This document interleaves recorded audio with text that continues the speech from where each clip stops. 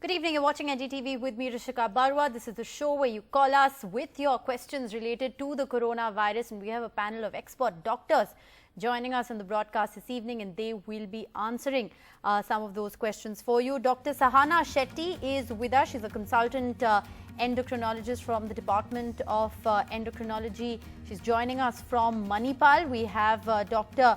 Amarpal Singh Gulati. He is a senior consultant and the head of cardiology at the Synergy Institute of Medical Sciences from Dehradun. Appreciate you, doctors, for being with us on the broadcast. I'm going to take the liberty to ask you the first question. It's very interesting because the Health Ministry today has said that home isolation of patients with mild symptoms or asymptomatic patients is possible. So those people who have the infrastructure at home to be able to take care of patients can actually treat them at home. What does this mean? Dr. Shetty, if I could begin by asking you, who is eligible for home care and what does home care of COVID patients mean? Okay, so if you look at the symptomatology and the presentations of COVID-19, we know that 80% of the patients usually have a very mild illness and most of them recover by 2 weeks. It's only 10 to 15% of the patients who might require respiratory support and hospital admissions, and only 5% would be critically ill and requiring a ventilatory support or further assistance. So we're talking about this 80% of cases who are mild. And these are the patients who just have very mild symptoms like. All right, we seem to have lost that line with Dr. Shetty. We'll try and reconnect with her in just a bit. But our first caller, Manisha, is calling from Kolkata. Go ahead. Hello, doctors. Very good evening. My question was, a lot of people are talking about immunity and people with low immunity are really vulnerable to this virus. Would you recommend having some over-the-counter medications like supplements like A to Z to improve my immunity against this virus? Dr. Gulati, how can one improve immunity, and is there any medication that you recommend to improve immunity? Well, the best part is I think we can just improve our diet, take a balanced diet. And the interesting part is that there have been some indications from the Ayush ministry which have given some Ayurvedic preparations. It is still in the pipeline and we are waiting for those guidelines. It has been said from the PMO office directly that you can go with those preparations and which probably improves the immunity. But right. As of now, a balanced diet, good exercise, even if you are at home, working out a little bit every day, and a balanced diet and taking your regular medications regularly is more important. Right. Is there anything, Dr. Shetty, that you'd like to add? We lost that line with you there briefly, but what about building your immunity? Is there any over-the-counter medication that you recommend? As of now, there are no over-the-counter medications which have shown to be beneficial in terms of improving our immunity. But yes, some of the antioxidants like vitamin C, which are rich in certain foods, may be beneficial. Most important thing is to eat healthy food and be active. Being active and relaxed and the things like yoga can boost up our immunity. But as such, there are no proven. So balanced diet and whatever good exercises and practices you can follow at home is what the doctors recommend. Arun, our next caller, is dialing in from Hyderabad. Go ahead. Hi. What I want to know is, to either of the doctors can answer it.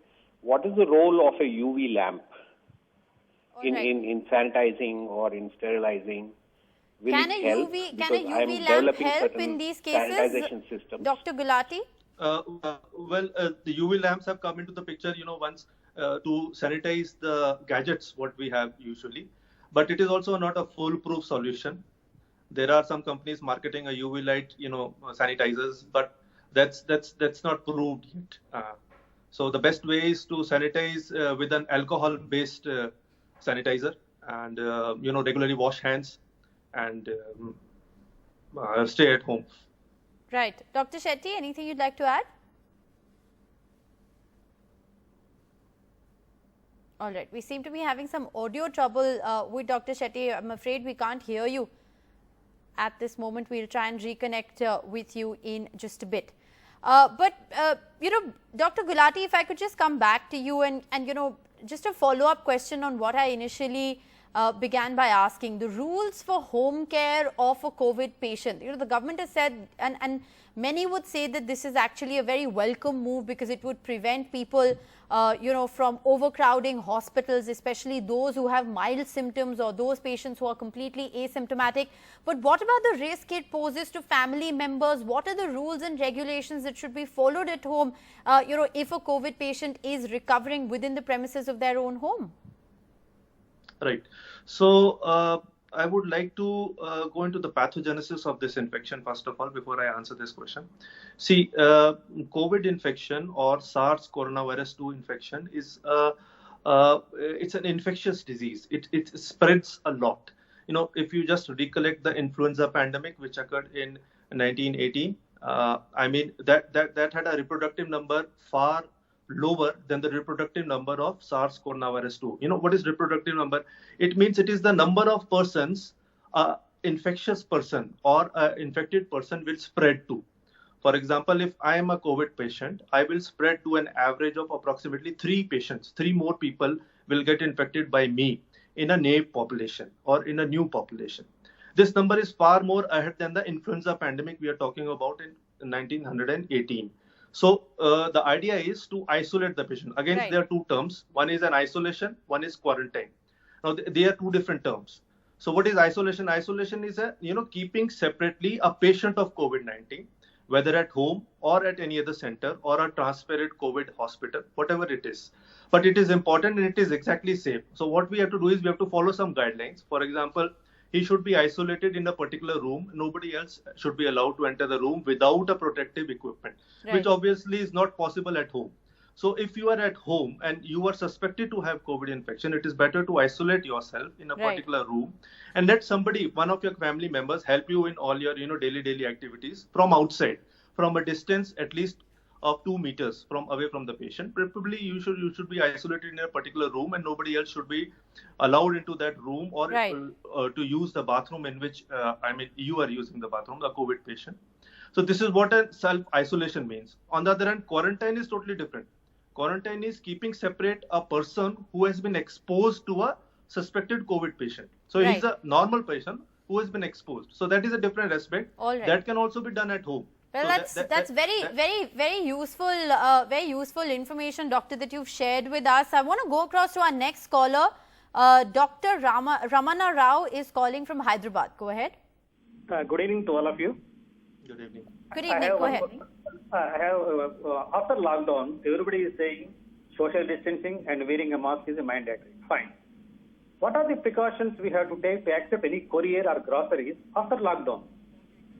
All right, Dr. Shetty, after lockdown is lifted, what are the kind of precautions that one still needs to take? Well, so with COVID-19, what we are worried about is droplet infection when we are dealing with groceries or the courier. So the important advice would be to follow hand hygiene. That is, you after receiving the parcel or the groceries, it's important that you wash your hand. Important thing is to wash it thoroughly with soap and water for at least 20 seconds. This is not available. You can use a sanitizer which contains 60% alcohol. And when you've gone for a grocery shopping, it is important that you maintain social distancing, you cover your face with a mask and avoid touching your eyes, nose and mouth. And as soon as you get back home, wash your hands with soap and water. Also, while dealing with your groceries, because you have bought from the market, you have to follow hand hygiene. So what you're essentially saying is that the rules in terms of hygiene and sanitization pretty much remain the same whether you're in a state of lockdown or even once the lockdown is partially lifted. Tarun, our next caller, is dialing in from New Delhi. Go ahead. Hello. Yes, ma'am. I have one question. Actually, I have condition of fatty liver from last 3 years, and some this blood pressure also high.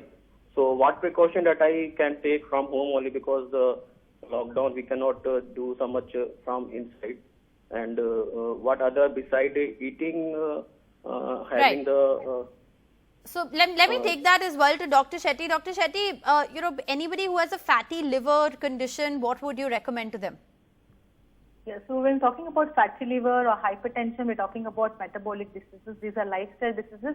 Much of this can be controlled by following a balanced diet, which is calorie controlled and is less calorie, less carbohydrates, more in protein and fiber. And most important thing is also to be physically active, especially during this long time period. Have a routine, follow the routine, take time for physical activity, do household chores, it helps you in being physically active. And if you have medications, strictly take those medications.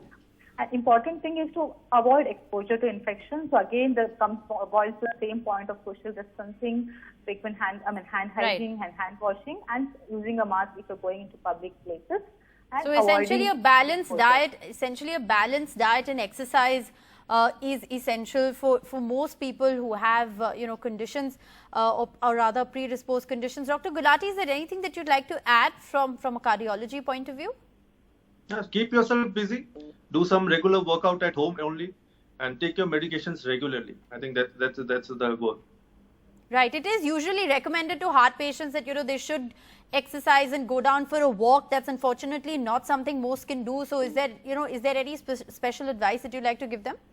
Well, nowadays it's not difficult to working out at home also. Right. So even if you are in your balcony, if you are in your room also. So you must exercise, but you just should do it within the confines of your home. Yes, Firoz is calling us from Mumbai. Go ahead. Hello, good evening. Good evening. Go ahead. Yeah, my question is, whatever the vegetables and fruits we buy from vendor and whoever is delivering it to our home, so if we wash it with hot water, will that be enough to clean it, or is it necessary to wash it with soap water or any other similar thing? All right. Dr. Shetty, any recommendation on how vegetables can be sanitized? So far, the recommendations from bodies all over has been to just wash it with water, especially in a running water. Most important thing again would be hand hygiene, to wash your hand before and after touching these vegetables. Generally, we don't advise using soap or disinfectants in eatables, especially when you're dealing with the eatables. All right. So it isn't advised to use soap or any other object. But what's very interesting is that the doctor says that you must wash your own hands. So wash the vegetables under running water, but ensure that you wash your own hands. Dr. Gulati, is there anything you'd like to add? It's not just vegetables, whatever is coming in, from outside. It's, even deliveries, for instance. We had a case in Delhi where a delivery staff had in fact tested positive. Families were quarantined after that. What is the kind of SOP, Dr. Gulati, you think people should follow? See, the virus spreads by either aerosols or by fomite. Fomite is the larger droplets which are placed on certain surfaces. And the life of this virus is more or prolonged, particularly on smooth surfaces. So we should be a little careful in touching the smooth surfaces, while the other surfaces like food substances, paper, cardboard is not that dangerous. But still, hand washing before touching and after is more important, rather than trying to sanitize everything what we brought into our house. So it's very important because you can't sanitize everything that comes into the house, but you should sanitize your own hands so that you don't touch your face after touching any of those things. Surbhi Bhatia, next caller, is dialing in. Go ahead, from Faridabad. Go ahead. Yeah, ma'am, I just wanted to know what is herd immunity. All right. Dr. Shetty, what is herd immunity? Could you break it down for our viewers? So herd immunity is when the infected people, after some time we know that they develop immunity, they develop antibodies which makes them immune. But and then when a large group of people develop this kind of immunity, generally they say in epidemic around 50% or sometimes up to 70% of people, if they get infected, then they kind of develop antibodies which they can shed in the feces and other secretions, which then spreads to other people, and then community as a whole gets immune to the infection. So this is herd immunity. So once we develop herd immunity is the phase when the epidemic is going to be over. All right. Dr. Gulati, anything you'd like to add? I'll put an example. For example, there are 10 people in a room. One patient is a suspected COVID patient. He is capable of spreading the virus to 9 people in that room. But imagine if out of those 10 people, 5 or 6 people already have antibodies to the virus. Then he is capable of spreading the virus only to 4 people. I mean, and out of 4, it is not likely that he will, directly transmit the infection to all 4 of them. Right. So the chance of transmission is grossly goes down if herd immunity is developed. All right. Our next caller, Narsimha, is dialing in from Chennai. Go ahead. Hello. Yes. Please ask your question. Yeah, my question is regarding vaccine. Why does it take a very long time to develop a vaccine? And if another country another country finds a vaccine, what are our chances in India to get this vaccine? All right, very, very interesting question. Would any of the doctors, who perhaps researching on vaccine like to take that on? Well, all right. Hello. So I think Dr. Gulati, if you'd like to go first, and then I'll come to you, Dr. Shetty. Well, developing a vaccine is not an easy job. There are so many ways and so many types of vaccines which can be developed against the virus infections. And believe me, if a vaccine is developed for coronavirus, this will be the fastest developed vaccine throughout so far in the history, in the medical history, because already phase 1 trials are going on and direct in human trials. First in human trials have already started in many countries, including India. So it's not that we are not trying. Everybody is trying to develop a vaccine. So there are some 48 industries which are behind vaccines, but there is something known as antibody dependent enhancement. So what we do is, before we develop a vaccine in first human trial, we usually check the vaccine in primates, non-human primates, that is in monkeys. And there is a phenomenon known as antibody dependent enhancement, in which, if you give a vaccine, actually it might enhance the disease, and that may be harmful to the patient. So that's why it is first tested in the animals, and their animals are followed up for the prevention of the disease. But Dr. Shetty, there are vaccines that are in the human trial stage as well. Is there anything that you'd like to add? Any reason why one should believe that we will have a vaccine soon? And in the event that there's another country that actually gets the vaccine before we do, what are the chances of us getting that vaccine here in India? So in general, the minimum duration required for a vaccine development would be 1 year, because initially they'll have to develop something and test it, whether it is safe, whether it is efficacious, and then study it in human subjects, and then study it in patients. Only then it will be available for clinical use. Of course, the scientists all over the world are trying, and several processes are being fastened. Right. And regarding the second question of whether it will be available in India, of course, I think if it is developed anywhere else across the globe, it should be made available to most of the countries. Ivan, our next caller, is calling from Mumbai. Go ahead. Yes, ma'am. My question is, how long can an asymptomatic patient remain asymptomatic before developing symptoms? Would it be 1 or 2 months? And is there a relapse for this disease? All right. Dr. Shetty, anything on asymptomatic patients? How long can they remain asymptomatic? Do asymptomatic patients ever exhibit any symptoms? So when we say asymptomatic, that means that these people do not exhibit symptoms. Right. So they may remain completely asymptomatic, and then the low virus load may come down and they may be cured. So they may not exhibit any symptoms at all. And as of now, I think the data showed that 80% of our patients are asymptomatic. Some of them may develop symptoms in 14 days' time, but many of them may remain asymptomatic. And now, Dr. Gulati, it's also being said that the incubation period could be as long as 28 days and not just 14 days. Yes, there are some studies. There are some patients, case studies, in which the incubation period is found to be more than 14 days, as long as 25 days. One patient has been detected who became symptomatic after 25 days. All right. Shafat from Srinagar is our next caller. Go ahead. Hello. Yes, go ahead. Ask your question. My question is regarding the food. Okay. Okay. My question is regarding the food. Okay. During this corona problem, what foods we should take and what foods we should avoid? Number one. Number two, these days we are at home, and what foods we should avoid so that we will not be all right. Dr. Shetty, is there any correlation between diet and the susceptibility to the virus per se? Okay. So if you're looking at transmission dynamics, we know that it is transmitted only through close contact or droplet infections and fomites. So it is not transmitted through oral transmissions. So there is no risk of transmitted through any food. But of course, if you're talking in terms of intake of food, as such, there are no specific foods which either protects us from preventing infection or which predisposes to developing infection. But of course, during the lockdown period, we should maintain a balanced diet and prevent putting on weight, because obesity is one of the risk factors in the studies so far. So that's very interesting, that you should avoid the risk of putting on weight, because obesity is actually a condition, but there's no direct correlation with the food that you're eating. Manpreet, our next caller, is dialing in from Mumbai. Go ahead. Yeah, myself, Mr. Manpreet, I'm calling from Mumbai. Sir, I have a small query.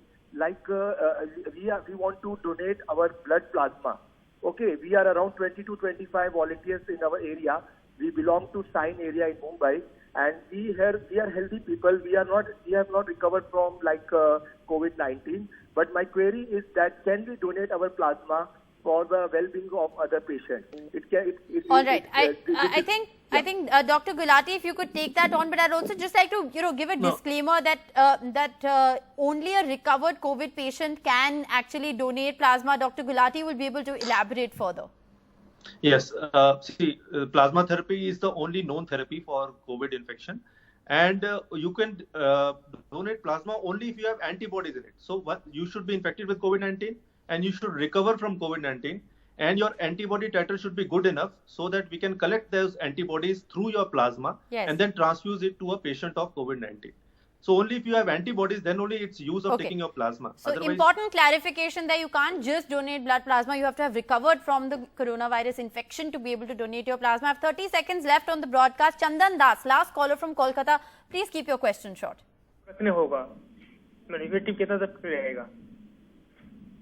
Sorry, we couldn't hear you, sir. Hello. Yes, go ahead. हाँ, बोल रहे हैं जो हम लोग कोई सामान लेके आया तो कितना वायरस उस सामान में कितना देर इफेक्टिव रहता है? All right, Dr. Shetty, very quickly, how long can the virus survive on surfaces? Okay, the survival of the viruses depends on the type of the surface. It depends on the environmental temperature and humidity.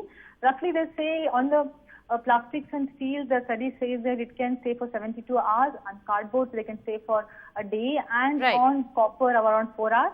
But disinfecting can quickly, within a minute, completely clear the virus. All right. Appreciate you, doctors, for being with us on the broadcast, for sparing the time of day and answering all the questions so patiently. That's all we have time for on the show this evening. Thank you for watching.